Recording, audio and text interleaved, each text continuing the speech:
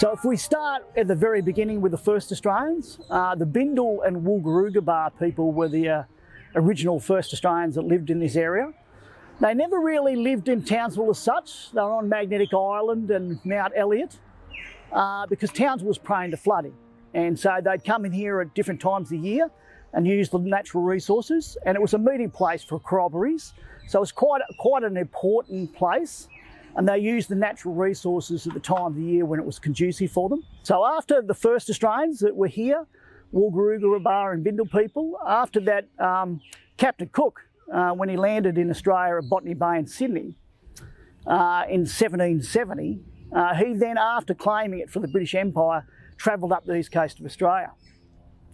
And he was mapping it. He came in through Cape Cleveland and he saw Magnetic Island. He'd come around the coastline there and his compass played up.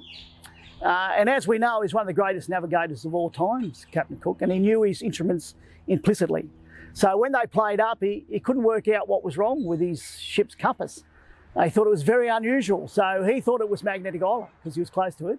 And so it's named. He named it Magnetic Island.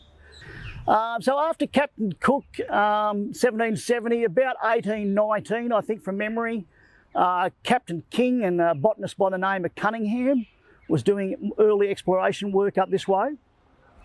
And they landed in Townsville, so they were the first to come ashore as Europeans and did some work. And then after that, it wasn't until Leichhardt come through here in 1844. The founding fathers was Robert Towns and John Melton Black.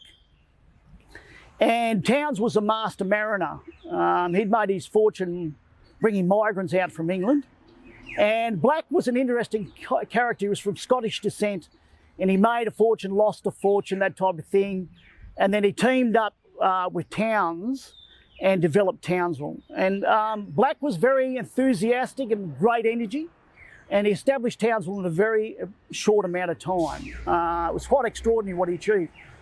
So after that early history, Townsville's military history, and Townsville's history, a lot of people, Australians, travelled through here and got no concept of Townsville and its history, but it played a primary role in the north, and in the military fashion, in military history, it played a major role in World War II.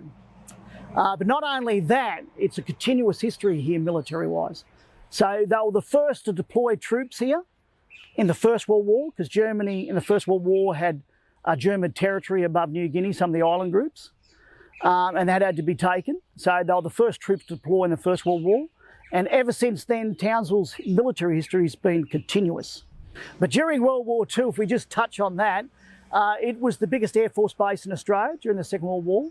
Townsville had 22 airstrips at its height in the geographical area of Townsville's boundaries, 22 airstrips. So it was a massive, also logistics hub, because not only were the fighter planes here, but the logistics and transport planes were here. So Townsville's blessed with a very pretty coastline, and people that come here from across Australia are always surprised by what Townsville looks like. And then the architecture, of course, of the buildings, because that gold rush, I told you how wealthy it was. In the late 1800s, the wealth came through Townsville's port. So the wealth that built these beautiful buildings that we look at was from the gold rush in the late 1800s, and that was the height of the Victorian era architecture. And a lot of the buildings through Townsville were that best of the English architecture of the time.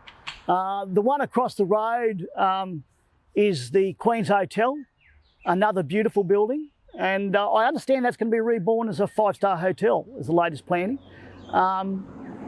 And it was the officers' mess for the Americans during the war years. The Australian officers' mess was up the road at the beautiful Seaview Hotel. They always picked the best locations, didn't they? But they're magnificent buildings, and Townsville's got more than its fair share. The railway station is another magnificent one, all built on the wealth of the gold. Townsville's port today is the leader export of lead, zinc, molasses and fertiliser, and looks like overtaking Darwin as the major exporter for cattle.